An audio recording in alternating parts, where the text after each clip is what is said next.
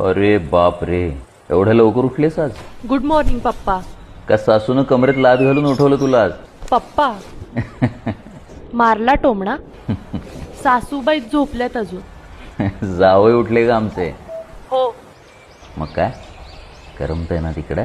नाही. नाही का ग, सगळं ठीक आहे ना? बी पेरायचं, त्याला खत पाणी घालायचं आणि रोपटं मोठं झाल्यावर उपटून दुसऱ्याच्या अंगणात लावायचं आणि मग विचारायचं करमतंय का. हे बघ, आता या झाडाच्या सावलीवर फक्त त्यांचा अधिकार आहे. इतकी नकोशी झालेलं मी तुम्हाला. बापाचं कर्तव्य असतंय ते. कुठे आहात? आहे की इथंच बसलोय. आणि जवळ हिशोबाची डायरी असेल ना? तुला आईनं सांगितलं वाटतं. थांब, काय गे? पप्पा हिशोब करताय ना? हा चालते काहीतरी. आता इकडचं तिकडचं असतंय ना.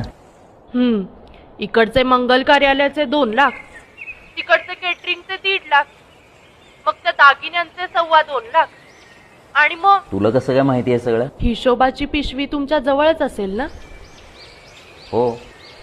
त्याच्या आतल्या कप्प्यात बघा.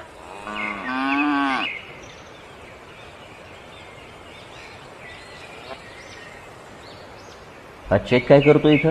3 वर्षांपासून मी माझा पगार बँक अकाउंट मधून काढलेलाच नाहीये. त्याच जमा रकमेचा 12 लाखाचा चेक. अच्छा, तुला पैसे काढून हवेतोय? हे फक्त बँक उघडल्यावर काढणं?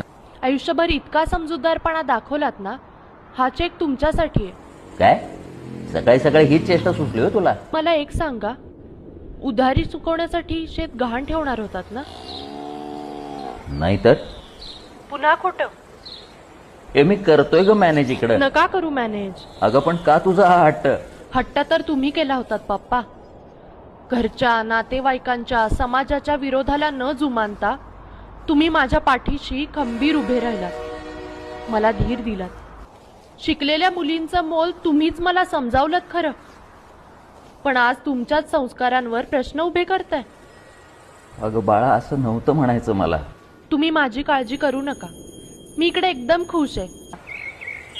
बाळा, मी माझ्या काळजावरचं ओझं हलकं व्हावं म्हणून तुला बोललो आणि तू? काही ओझं वगैरे नाहीये. आणि हा, लेक बापाच्या काळजावरचं ओझं नसतं, लेक बापाचं काळीज असतं.